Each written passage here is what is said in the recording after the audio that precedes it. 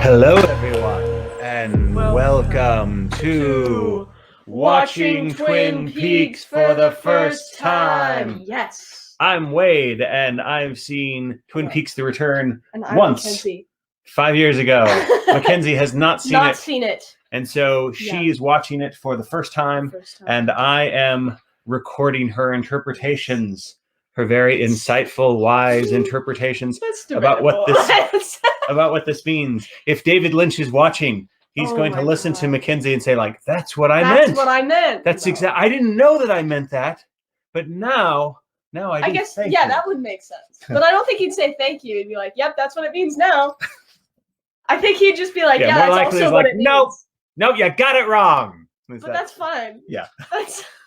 But if you do watch this, David Lynch, thank you so much for making Twin Peaks. I know that you and Mark Frost and many, many other people have made this, but since you're the one that has directed all of these episodes in The Return, it's impressive. It's very impressive, and I really like them. It has a very consistent feel. Yes. To the whole experience. To the madness. And so I'm just grateful that 25 years later, we get more Twin Peaks and we get to see these characters again.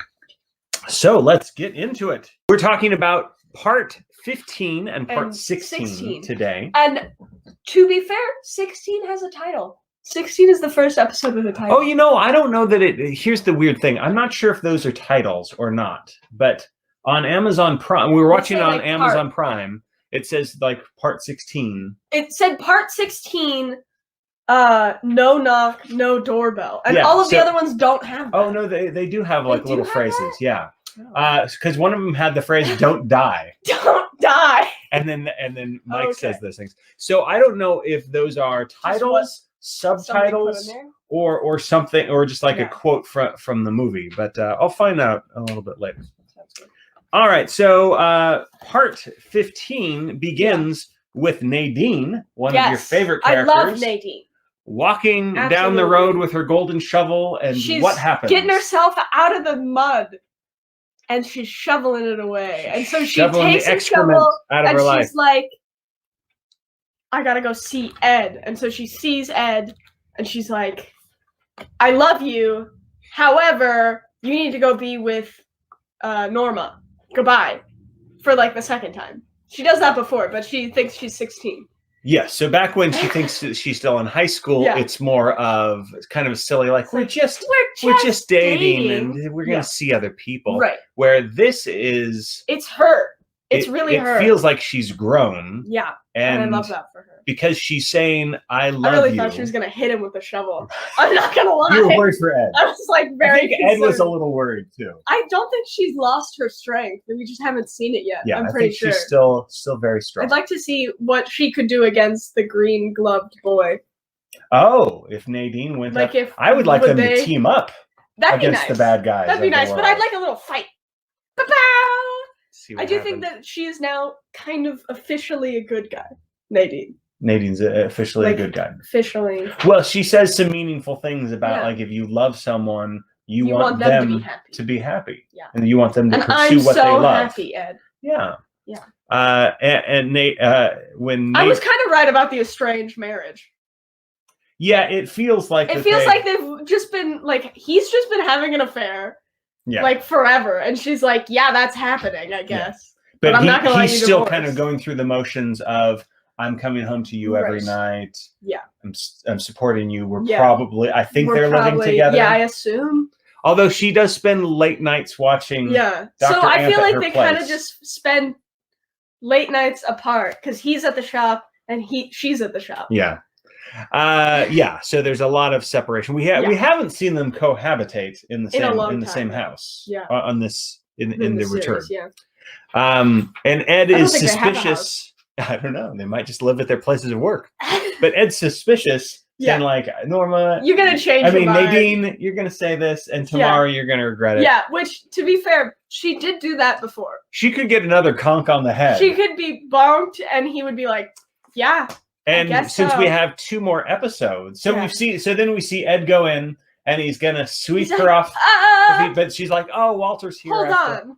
Right. And so then Ed's sad with his coffee. Yeah. But then Norma says, like, I want the diner to myself, going to sell off these franchises. So I don't have, I imagine she mentally just throws that crap off of her table. So I'm not going to be doing that. I'm going to get back to the basics. Yeah. And that includes Ed. So, we've got 2 more episodes left. Yeah. Do you think anything is going to happen? Is this the ending? Is this the ending of their story and we're moving on to other things? Or are they going? Are we going to see them forever in turmoil? So, what do you think is going to happen to put Norma and Ed apart, and possibly Nadine in turmoil? I think something is physically going to happen to Ed. Okay. I don't know what. Physical altercation or death. I think something's going to happen to Ed. All right. So something physically is going to happen to Ed that's going to hinder their obviously death would do that, but some kind of like if it was like injury, I'm in a coma. Like all right. There's a lot of comas. So Kenzie's prediction, something is going to happen to Ed. Yes. All right. Let's see. Mr. C arrives at the mysterious convenience store. Yes. And a guy leads him up the stairs, and then he flickers away and he disappears. And then we see him in a room, and you were saying that was what room? It's the room in Laura's painting. Yeah, so it looks like, and like Laura goes kind of into the painting in her dream, and it looks like we've returned to that area. And if you remember in Laura's dream, there's like a guy dressed as a clown, and I think it's the same actor who was there in like all black. But I'm not sure. Gosh, I can't remember a clown. Like she goes in there and she's like, and then she sees like a woman and a boy, and she like runs through the rooms. Yeah, I remember she sees those guys. So do you think that this dark area, is this the Black Lodge? Is it another waiting room? I think it's another waiting room. Okay, so a different kind of waiting room. Yeah. It feels like it's at least connected to the place where Philip Jeffries is talking about the convenience store where the whole gang is there. Yeah. Oh, and by the way, when so Mr. C wants to find Philip Jeffries, and a guy like another of the woodsman guys or whatever, like kind of flips a switch. There's some electricity, and then we see we see that guy that he's got the kind of the white mask or the white paint on his face. Just for a sec. Yeah, and he's we like just see him. See him for a second, and we saw him in Fire Walk with Me. I think for the first time. Yeah, and I don't know what he does. I don't know what he does. Is he electricity itself? Maybe. I don't know. Yeah, because we see him when there's sparks going. Yeah. So he goes up the stairs and he goes out to a place, and then he's like in an outdoor motel kind of area. A woman in robes. Yeah. She's scary. Because we were talking about we couldn't see the dimensions of her face. Sometimes when we're watching this, our streaming quality goes down a little bit. So I think it's David Lynch in action. Like, wow, why is everything blurry? It's like, it's our Wi-Fi. Yeah. So when I was seeing her face, it's like, is that the Wi-Fi that's making it blurry? It seemed like it was not. It was like definitely the cinematographer was not going to let us see her clearly. Yeah, and then when she turned to the side and she had like a longer nose than I was expecting, and it seemed like a very masculine face. I don't know. Yeah. Yeah. So then he goes. So she unlocks that room, number 8, I think it is. Yeah. He goes in. Which everybody's in room 108. There's a lot of 8s involved. 18. Yeah. The woman who's like, Ruth's in there. I got a key. She's in 118. Yeah. So, I don't know. And I think Laura Palmer's house is 08. I can't remember. It's 108. Is it 108? Yeah. Or it might be a 7. 208? It might be a 708. Hey, Siri. Siri!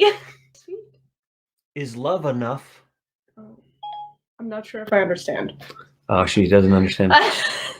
That's my greatest fear, that love is not enough. Yeah. I don't know what the address is. I feel like I should. I feel like... Yeah, I don't know. What is Laura Palmer's address? 708. It's in Everett? Yeah, it's in Everett. Okay. We should really drive by there next time we're seeing the grandparents. Because it's in their neck of the woods. It's about like... I feel like you've shown it to me, and I was like, yeah, sure, whatever, old man. I don't know what you're talking about. That's true. That was before you started watching Twin Peaks. Yeah, so I'm like... That's why there's no interest in a family road trip, where it's like, I don't want to see a house. I don't want to see a house. There's lots of houses around here. Is the Great Northern Lodge, is that an actual place you can stay at? There is I don't know if it's called the Great Northern, but there is that hotel that you see on the waterfall. There's a hotel there. Okay, so the wall moves open, and then we see a bell. Then we see one of those mechanical things with kind of like a teapot sort of. Yeah, and it's in front of like a glowing moon like kind light. of thing. And so, is Jeffries the moon? Well, that's the thing, is Jeffrey, because when I watched it the first time and also the second time, I'm interpreting that Philip Jeffries has transformed into the tea kettle, into the giant mechanical tea kettle thing. Because not the moon. Because things evolve in the lodges. Yeah. But he could be the moon. Because it looks like the moon. Like when the smoke's going past that light.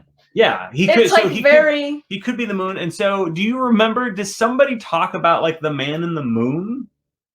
Somebody mentioned something like that. Our girl, Log Lady. Log Lady mentioned something. She talks about like behind the moon. Behind the moon. I'm pretty sure she talks about something behind. I'm looking for my notes, and I know that there's something coming up with the moon. The moon is whack. And our girl Margaret's beautiful lass. Yeah. So so I don't know if Philip Jeffries is someplace else talking through that. Yeah. I don't know if he's become the mechanical tea kettle. Yeah. Is he in there? It's tall enough. I don't know if he's like a Dalek and he's like stuck in there pulling, or I don't know if he's like become the presence of the moon thing. Could be, or is the smoke? I don't know. Smoke could be all there. of it. Yeah, he's right there. He seems like he's there.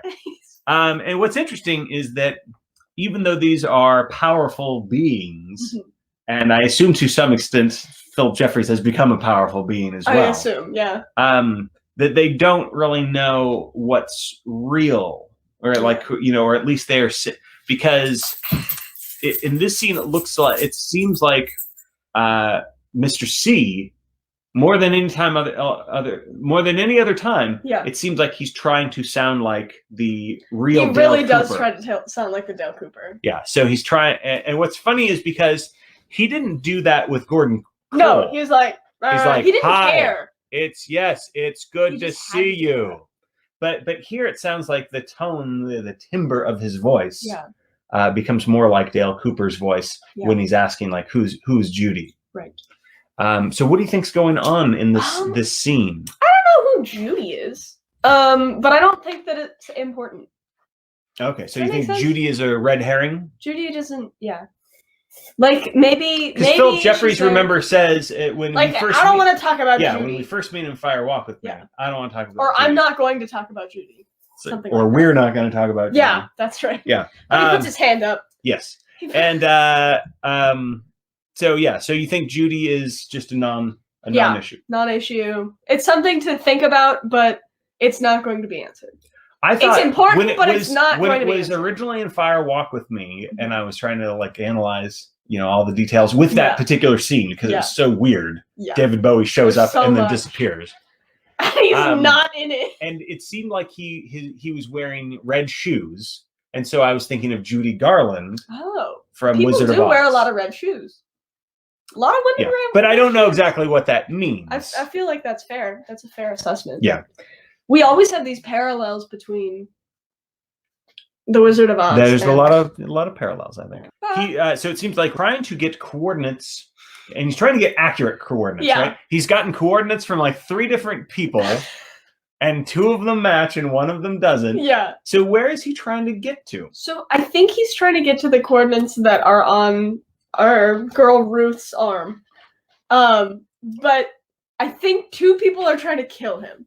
Gotcha. They don't like that he broke the rules. I'm pretty sure Jeffries doesn't like that he broke the rules. Okay. And whoever else gave him the coordinates it seems like Ray gave him the coordinates from Jeffries. So it seems like Jeffries is giving him the wrong coordinates. It's like bad coordinates. Yeah. Just going to keep giving. Absolutely. Ray also tried to kill him. Yes. So like it's not out of the wheelhouse that Jeffrey is also trying to kill him. Well, I think so. I mean, it seems I would assume if the man we're calling Jeffries gave Ray the information to like take this ring, kill Mr. him, C, put the ring on him. If that doesn't work, give him these coordinates. Like he gave him coordinates. Yeah, because he knew he was going to fail. And when we think of how Ray is weird, like before he dies, because he's like, I'm trying to give you these numbers, stupid. Yeah, and and then our boy. Which guy, Mr. C? No, the guy who gets zapped. Richard. To all heck Yeah. And you were like before, he was like, because we find out it's Audrey's son. Yeah. For sure. Yes, because when, so he comes out, Mr. C comes out of the convenience store. Yeah. And then Richard, and by the way, Richard's an idiot, so I shouldn't be surprised like, how stupid he is. But yeah, Richard was at the farm place to hide out or lie low or whatever. And he sees Mr. C. He sees Mr. C do very dangerous things. Yeah. And then leave. And so he's thinking, like, I could get him. I've seen that photo of that guy before. He's an FBI agent. I'm going to go get him. Yeah. Okay, Richard. Yeah, like, just because he's an FBI agent. Yeah, I don't know. But I guess he's also his dad? Yes, but I don't know that Richard knows that. I don't think he does. It turns out to be quite a surprise for us. Yeah. My other question is, he says, my mom had your pictures at her house. So that means Audrey had a house at one point. Well, here's what we're trying to figure out. So we learn from when Richard shows up and gets his ass whooped by Mr. C. And we're kind of cheering for him. Then Richard is also letting us the audience know that, oh, I know who you are. You're an FBI agent. I've seen your photos from my mom. Who's your mom? Audrey Horne. So. Oh yeah, I was in the same hospital. Yeah, so we're putting together these pieces that's a terrible hospital. I know, you'd think they'd increase their security after a person gets killed, smothers somebody. And somebody gets a thing put in their and that was all that happened within a month. That happened. No, it happened in a day. No, not just the thing. Like going. Audrey probably gets blown up at like a month and a half or 2 months after Laura Palmer is killed. Mm-hmm. Anyway, so the puzzle pieces we're putting together are what happened to Audrey. So Audrey possibly was raped and kidnapped in a coma by Bad Dale. Kidnapped is in sent to another place. But we'll talk about that because can we talk about Audrey because that messed me up. Yeah. That was the most my favorite part of watching this at least the return with Mackenzie is that all of the Audrey Horne scenes they're so they unnerved her so much. So tell us what's going on in those scenes between Audrey and Charlie. And then at the Roadhouse, we can skip to the Roadhouse revelation too, and how you felt about it and why you felt that way. So we see Audrey. This happened a while ago, and it still freaked me out. I think we talked about it last time because I think last time when Charlie says like, "Do I need to end your story?" And it's just is important. Yeah, like he's done it before. He's done it before, and that's a lot to deal with. So my expectations, as always, were like way higher, like way scarier than what it actually is. Kind of like with The Mask in season 2. So like all of the things that scare me about this show have been like minor, just like one word, one thing, and they freak me out. And like, it's Leland, he's killing his dog. Oh, just that. Jeez, he's possessed. That sucks. Once you learn the truth of the show, it's not a scare. Yeah. But you were pretty scared. But then what did you think when Audrey gets to the Roadhouse and they do before Audrey's that, we go to their house again and they're standing there and he looks tall. Yeah. Which is something about that's freaking me out. Yeah. Like they shoot it so you can't tell like dimensionally how tall he is. Yeah, they look like they're the same height and we kind of didn't expect that. We thought he was going to be much shorter. Well, yeah, because his arms are shorter. Yeah. So it's confusing. Like he must have long legs or be standing on something. But anyways, that doesn't matter. Sure. But like it's creepy, like off-putting. And then she like tackles him and he like falls and he's just like looking at her, like doesn't care.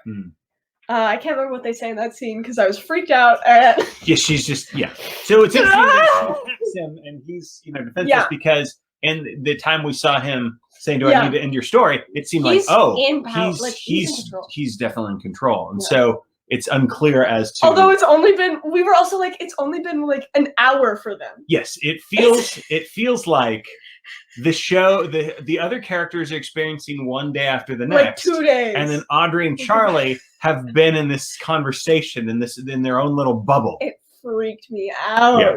So what did you think of the moment where so Audrey is dancing, a fight breaks out, she runs to Charlie saying, "Take me home," and then everybody's also swaying. Yeah, too, they all there's kind of something kind of magical. Is this guy is he making the entire my anxiety of the scene ramped? Yeah, because I was like, he controls everything. He's the writer of the story. I have no one has anything to say. So, and then it shows Audrey in sort of like a white blank area, and she's looking in a mirror, kind of freaking out. Yeah, and you want to remember, right before she sees herself in the mirror, she grabs him. Yeah. That story guy. Yeah. And she's looking directly at him, and then it's a mirror. And she's looking at herself.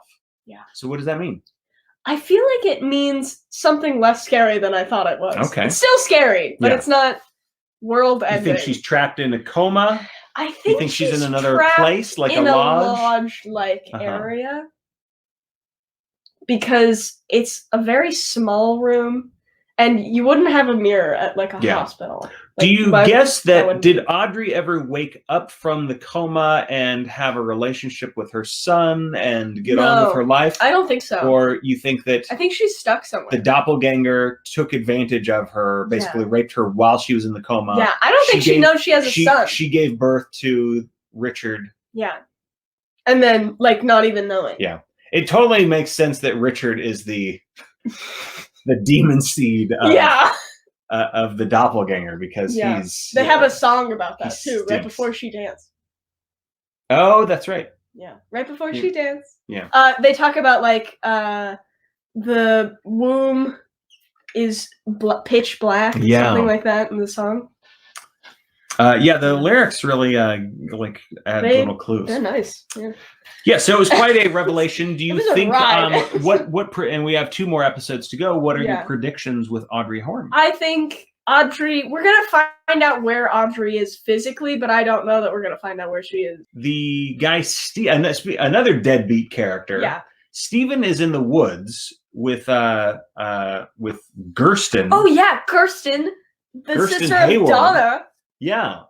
Where's Donna? No need for Donna. Yeah, so it's interesting that we see one of the Hayward girls. Yeah. It's not Donna. We don't need Donna. I feel sorry for Gersten because she seems so promising playing the piano. She has a lot of talent. Now she's hanging out with Steven. So Steven and his girlfriend or his mistress or what? I guess his mistress, right? Because he's married. Because he's married to Becky. So they're in the woods. He's freaking out, and he's got a gun. High. And what do you think happens? I think they did something in the lodge. I think they went to the lodge. Oh, you think that they crossed over? I think they killed someone in the lodge. Now, why do you think they went in the lodge? Because they're both freaking out. I thought that they were just freaking out because they're on drugs. Well, but she's like, you didn't do anything. You're just high. You didn't if they were just high, I feel like they wouldn't be saying that. Does that make sense? In a show?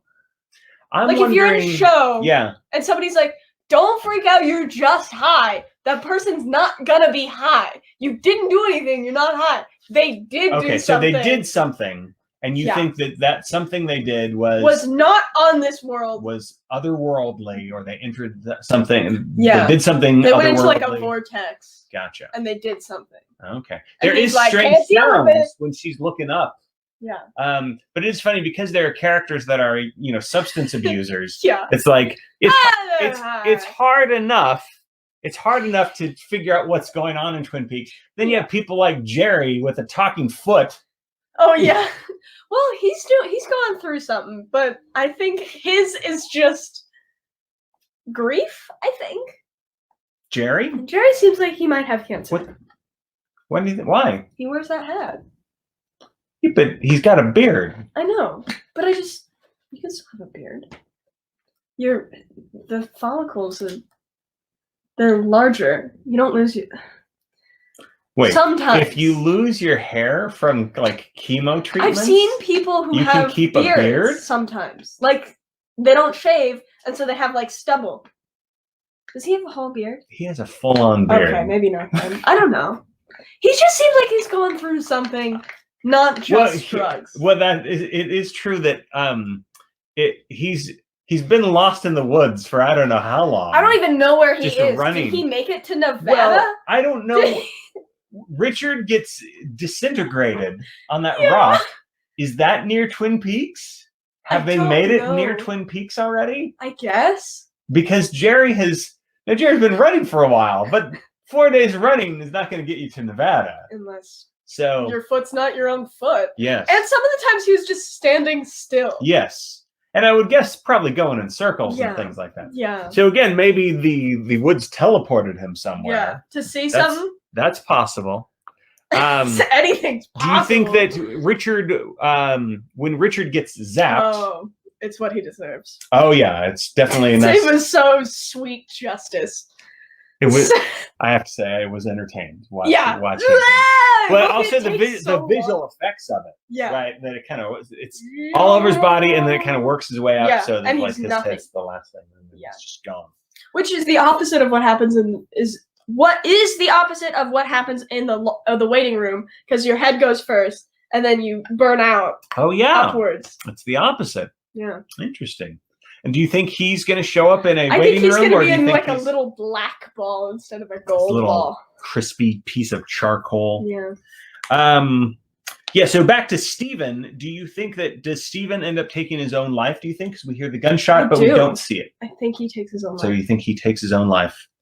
And I was wondering, because he was saying I did do it, and she's like, no, you're hot. No, I was wondering if something happened to Becky.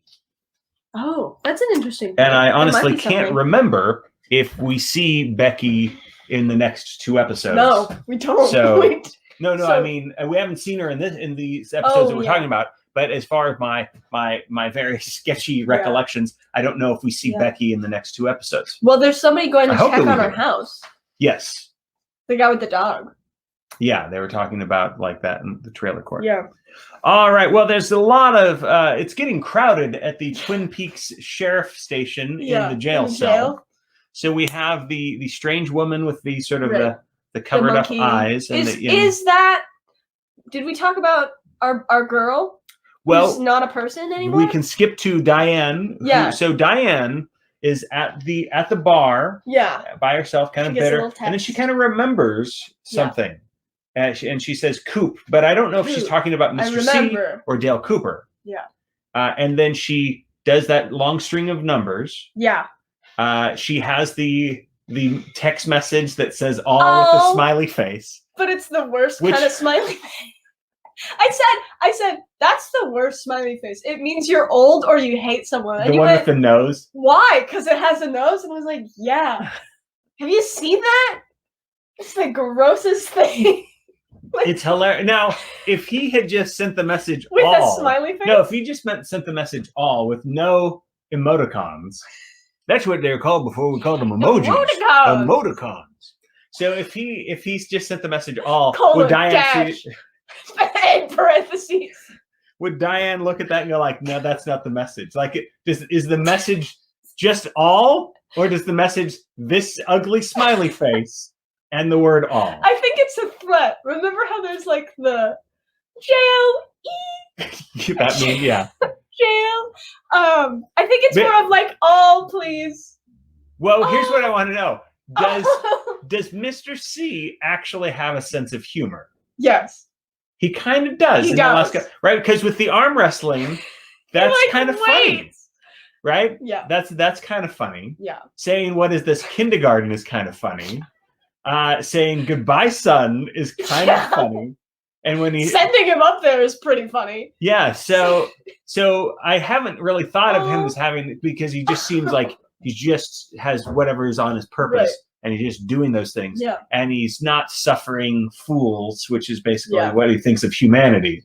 Right. But he said a couple of amusing things, and the smiley face is kind of amusing. Yeah, I'm assuming when he says all, he means kill them all. No, I think he means all the coordinates. That's why she sends all the numbers. Okay. She only sends part of them. But she keeps looking at that all after she sends it. Yeah. Maybe it has more than one. Does that mean that she didn't send the thing? And it seems like she's compelled to do so. To pull the gun out, right? Because why does she pull the gun out? If not under the influence or the orders. Yeah, it doesn't seem like she wants to do the thing she's doing. Yeah. She's a little bit controlled. Like she's talking in the way she wants to talk, but she's not able to do the thing she wants to do. And then like she takes out her cigarettes before she takes out her gun. Yeah. Like it looks like she's about to take out her gun. Yeah, so she's kind of like delaying this. Right. It looks like she empties her purse. Like she's like going through it. She's like, what else can I grab? She tells us, this is the interesting part because we find out that she's manufactured. Yes, a tulip. And we've wondered, like, is she doppelganger? Right. You know, what is she? Yeah. So a tulpa, not a tulip. A tulip. A blue rose. A blue tulip. A tulip. A tulpa. A tulpa. Yeah. But what's interesting is that she's remembering and sort of admitting to what happened between her and Mr. C, which is again more terrible things. Right. That Mr. C rapes her, takes her away. Yeah. We're kind of thinking the same sort of thing that maybe happened to Audrey. So takes her away to a place. Right. And then what's interesting is if she's manufactured, she seems to then have the genuine memories of Diane. Yes. So in that way, is she connected? Well, like and then she says, she goes, I'm not here. Where is she? She's in the sheriff's station. So what does that mean? So I think she's the woman with no eyes. So that's the real Diane. I think so. Is your prediction. Okay, what was her name, though? In the credits, it's Naido. Naido. You can't rearrange that to make... Oh, you can almost... What's interesting can almost make it. Is that Naido, if you change... Like, so you have an O at the end. So it's a Diano. But if you change that O to just like give it a little piece of it, then and you made it an A, it would be Diane. So that seems like it's probably an intentional thing. Yeah. I think that's a little clue, word game clue. Little clue. Yeah. I think that's Diane. All right, so you think the real Diane is there. Yeah. And so then if that's true. Diane original. That's what the O stands for. Oh wow. That's what the O stands for. Oh wow. Oh wow. Oh wow. All right, what were you saying? All right. So Diane original. I suppose I don't know if Diane. I'm assuming it has an E because that's how we've seen it in the thing. But it could be like Diane original. Yeah. So so then the manufactured version of Diane can sense where she actually is. Yeah. So can Dougie do that? So there's a connection. I don't know if Dougie could do that. Yeah, we don't get to really know Dougie very much. No, you know, like we just know he's like kind of an ass. Yeah. And yeah, it just seems like sort of a gentle loser. That's kind of how I imagine. But I'm hoping. Okay, so my hope is. Oh well, we'll get to that later. Keep going. Talking about jail cell. Jail cell. Oh, we noticed a little thing that was like cells 8 plus 7. Yeah. Adds up to 15. Which is also now we know it's the Laura's address. 708. Yeah. Yeah. I say moves twin things. So when Dale Cooper, when he's sitting, he starts to sort of manipulate things. So there's two twin things.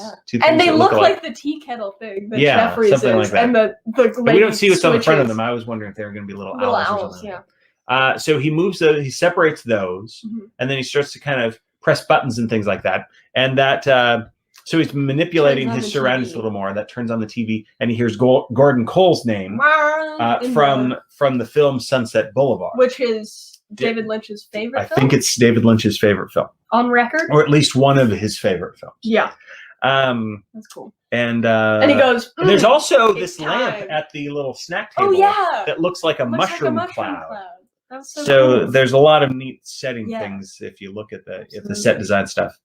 And then it's not the same as that duck. Then Dale Cooper has the presence of mind to go toward the outlet with the fork or the knife or whatever. Yeah. and zaps himself. It's a fork because he tries to put it in this. Oh, that's right. He tries to put it like yes. Then he fits it in the other end. Yeah. So he shocks himself. Scary. We have a scene that almost brought me to tears with Margaret the log lady. Yes. So what do you remember her saying, and how did you feel about that scene? She talks to a hawk, or Tommy Hawk, about all of the things. She's not going to stay. She's dying. Mm-hmm. And something about the moon. She says something about the moon, doesn't she? Let's see what I did. Let's see. Under the moon? Yeah, she says she's going to a place under the moon. She says, look for the one under the moon on Blue Pine Mountain. She says, my log is turning gold. My log is turning gold. I get all choked up just thinking about that really wonderful, beautiful final performance. Absolutely. It is interesting that they put the character's name at the end. And I was saying that this is the first character to die non-violently. We haven't seen any other character in Twin Peaks die peacefully. Everyone else has been killed. Or it's like a terrible accident. So they've been taken away far too soon. And it's one of the only deaths that's like completely off screen. Yeah. Catherine Coulson is the actress's name. Yeah. Because if we don't see somebody die in Twin Peaks, we're like, oh, they're gonna come back. Yeah. But she dies in Twin Peaks, but she's and then Hawk comes in and tells everybody that that she's passed away. So it feels very final. You're not expecting to see her. No. And that would be weird. Last two episodes. Yeah. Well, because we know that the actress herself is dying from cancer and died from cancer during, the filming and editing process. So that's one thing. But it also seems like, some of the actors that passed away, like Frank Silva, who played Bob, and the actor who plays Major Briggs passed away. But we still see their images. Yes. But you're not expecting that you're going to see the log lady's image. Right. So that would be a little disrespectful. Because she's gone. Yeah. And the other characters aren't There's a gone. sense of finality that she's not going to be sitting in a log. She's not going to be sitting in a lodge somewhere. Yeah. Because there's something more for crossed her. Over to wherever. She doesn't have to be in the waiting room. Yeah. She's waited long enough. It does feel like that. Neato. Yes, shocks himself. Says goodbye. You're disoriented. We talked about Richard disorienting. Cooper awaken. Oh, so he puts his little fork in. Yeah. So after he gets shocked, Dale Cooper winds up in the hospital. And then what happens? And how did you respond? Oh my gosh. So Dale wakes up for real this time. And Dale's around. And he's like, yo, what up? And he's ready to go. He's 100%. I'm 100% on that. It felt very climactic, doesn't it? It does. Right? It does. I like it. I like the way it's done. I know people are like, where's Dale? Where's our Dale? But it's like kind of nice waiting for the buildup, because then when you see him and you're like, there he is, and he's like very take charge. Which is, I think, even better for as a viewer, because if he had just come out of the lodge and snapped to it, you'd be like, that doesn't seem like Dale, because he's older. Yeah. And he's been in the lodge. Yeah. And so you'd be like, is this what Dale would do? Yeah, it's like you're questioning. So I don't think Dale would be this way. So after seeing him for 15 episodes of just stale Dale. Stale Dale. I like that. He's I'm just viewing and perceiving, absorbing. Yeah. And Mackenzie makes a very good point that because he's observing and absorbing, we don't have to have 15 episodes of saying wow, what's this? What is this? Wow, this is amazing. Look at those cars. Yeah. Right? He's just like, yep, this is happening. Let's go. And so he's already kind of absorbed whatever changes. You don't have to see Dale on an off day, basically. Yeah. You just see stale Dale and then you see real Dale. Yeah. And you're like, in comparison to stale Dale, he's on it. Yeah. And maybe not in comparison to original Dale, where he's really young and he's moving around, punching people, getting shot. Yeah. The comparison between current Dale and that Dale in the past is I would say probably pretty big, even though he's still in shape and he's like doing his stuff.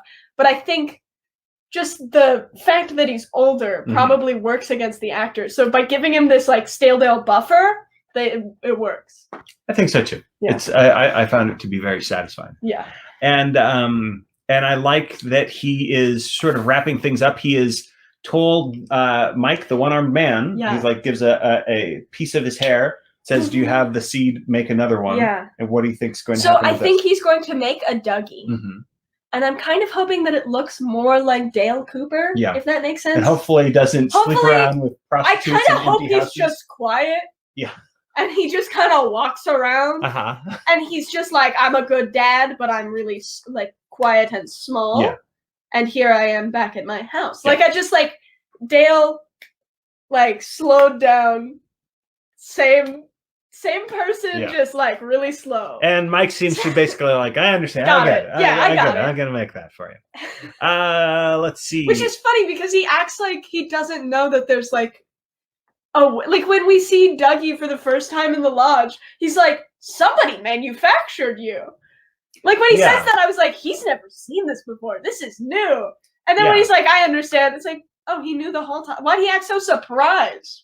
Yeah, and it does seem like, well, maybe what it is that he knows that things can be manufactured, but he didn't know that Dale was manufactured. Well, no, he didn't know that Dougie had been made as a trick, right? Yeah.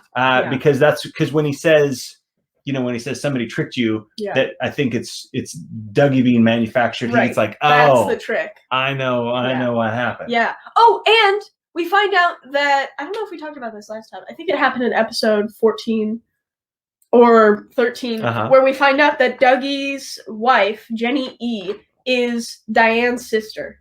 Oh, yeah. Yeah, that happens. So and that's kind of a neat connection. Yeah.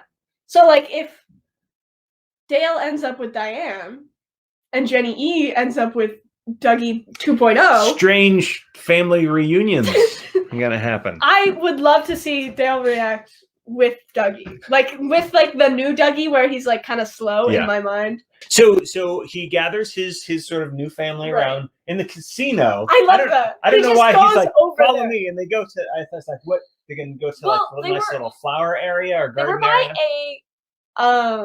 They were by a slot machine that has a bug on it, and there was a slot machine that had a panda on it.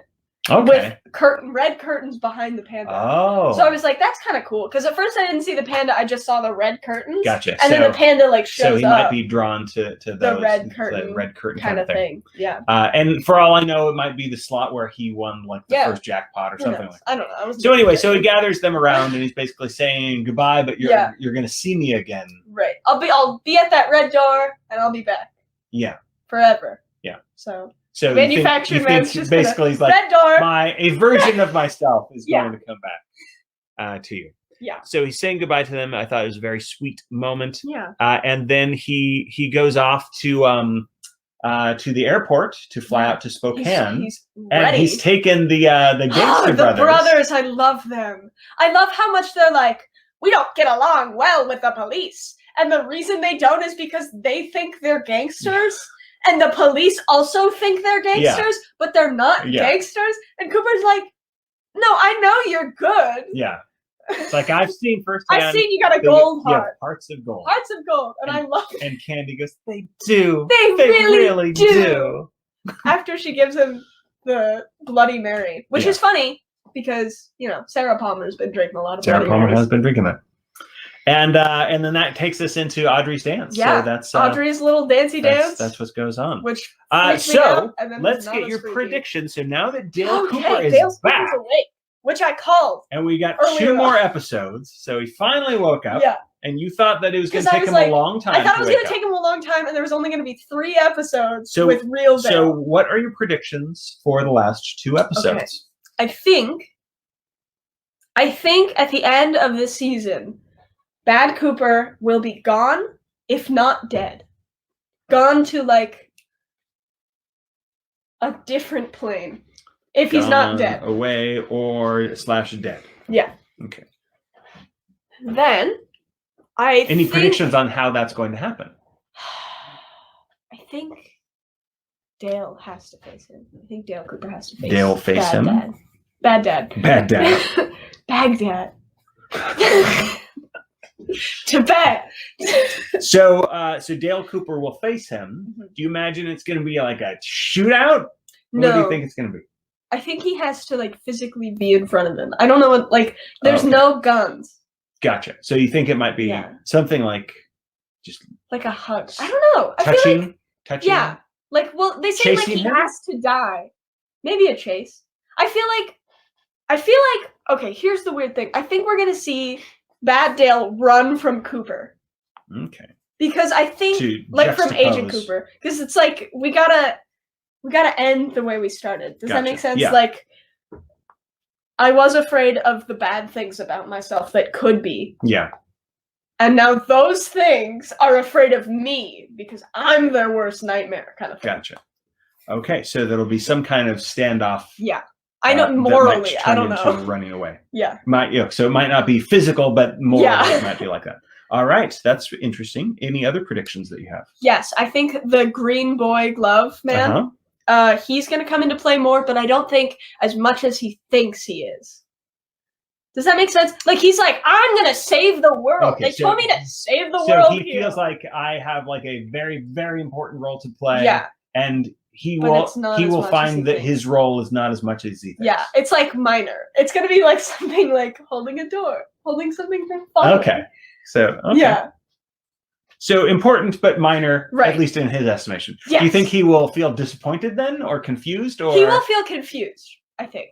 Like, he's already feeling confused. I'm also confused as to why he chooses to punch people with that hand, knowing full well. Well, because it's so powerful, right? Because like this hand. Yeah, but then why punch them in the face? He gave that man he tried to pull his punch. That guy is not right. That guy I thought it also was funny. Right. I don't even know we talked about this that much last time, but Sad Boy James was like the girl he likes who's married. Yeah. Is at the Roadhouse with her husband and another couple, and she's seating. He has to go out of his way. Yeah, to go up and say hi, Renee, and just ignore everybody else. Yeah, not like hey and he's guys, like, hey, stop! It's like, and he doesn't even say anything. Oh, sorry. Sorry, I just like her. It's like, yeah, that's the issue, James. James isn't As right. If you one thing to say like, oh no, we're just friends. It's nothing like that. But it's like, yeah, I like her. I like her. I fix her car. I'll fix her car for her. It's like that's what you do. You find married women that you like, and you work on their car. They take advantage of you. You kill their husband by accident, and then you killed their lover. Yeah. That's how he thinks it works. That's how he thinks it works. Yeah. So the green gloved boy man, the British guy that's what his role will be. Anybody else that you have Bobby is going to be a crucial part of this. Bobby will be crucial. Any idea how? No, I have no idea how. He's just important. All right. And Andy's going to stumble on more things because that's what he does. He's going to be helpful without trying. And Hawk is, going to be the best. Hawk is the best. I hope Hawk doesn't die. I have this weird little suspicion that Hawk dies, but I don't think so. Do you want to make that a prediction that anybody dies? Besides, so far you've just predicted that Mr. C will die or go away. I think Shelley might die. I think Shelley might die. I don't know why. She hasn't been in all that much. You thought that Shelley was gonna in season 2. You thought Shelley was gonna win. I keep thinking Shelley's gonna die. Wyndham Earle's gonna kill Shelley. So you're gonna double down on a Shelley death. Shelley's death. That might come into play with Bobby being crucial and Bobby being important, and that other guy somehow coming into play. The guy with the dime. The dime guy. Dime guy. Which we haven't. Yeah. Yeah, we haven't seen. Forgot about that guy. The old dime guy. Yeah. All right. Well, wow, we're going to have a big Twin Peaks day because we've already talked about this, and we're hoping to watch the last 2 episodes, and we'll be talking about part 17. Yeah. Then we'll watch part 18 and make our final Twin Peaks. That's crazy. I'm so close to not watching Twin Peaks for the first time. I know. That doesn't make any sense. But you can stay tuned to watching Twin Peaks for the second time.